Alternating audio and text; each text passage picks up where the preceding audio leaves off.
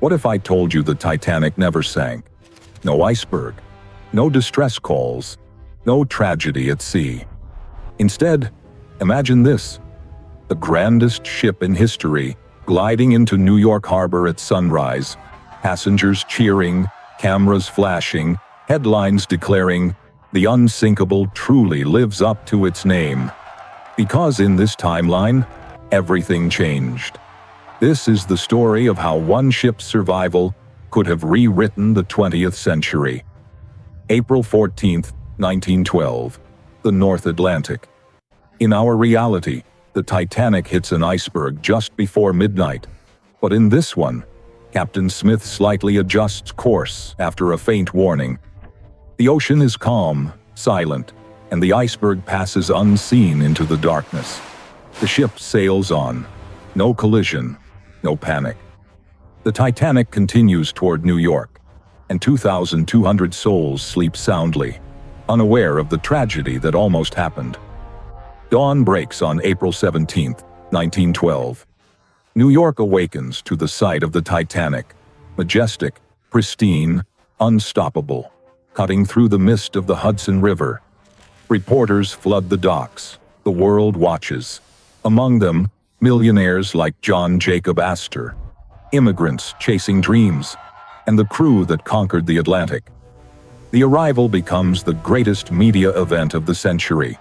People call it the ship that defied fate, but fate always collects its debt.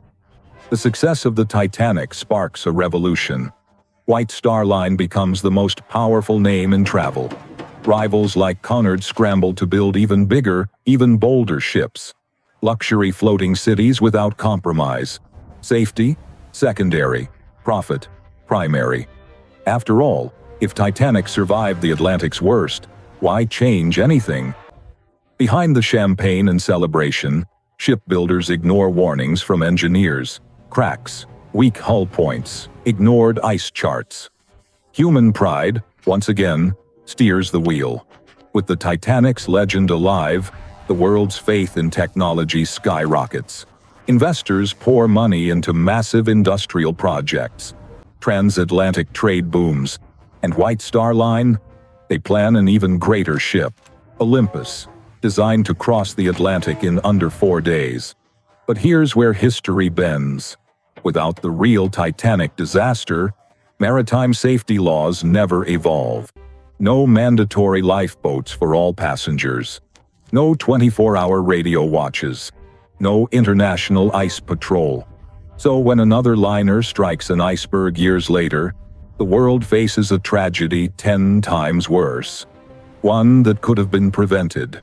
Think of the names etched in history: John Jacob Astor, Benjamin Guggenheim, Isidor Straus. All survive. Their wealth and influence reshape the 1910s. Astor's investments might accelerate early aviation. Straus's retail empire could expand globally before the Great Depression. Even ordinary passengers, immigrants, dreamers, musicians, carry stories into future generations that never existed in our reality. One changed night, and millions of descendants exist who never would have been born. Here's where things get truly chilling. The White Star Line's power influences the British government.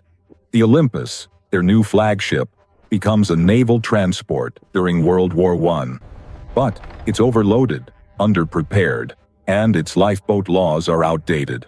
In 1916, during a German U-boat attack, Olympus sinks, claiming over 4,000 lives, including soldiers who could have changed the outcome of the war. All because the Titanic never taught humanity humility. In this alternate world, the Titanic becomes a symbol of arrogance, not tragedy. Movies celebrate its glory, not its loss.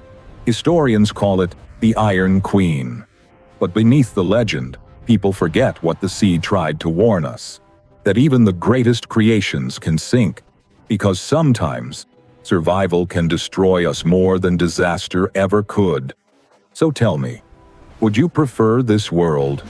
A world where the Titanic reached New York, or ours, where tragedy taught humanity to respect the sea? Drop your answer in the comments below. If you love stories that twist time and challenge history, hit subscribe, like this video, and ring the bell. Because our next What If dives even deeper into the ocean of alternate realities.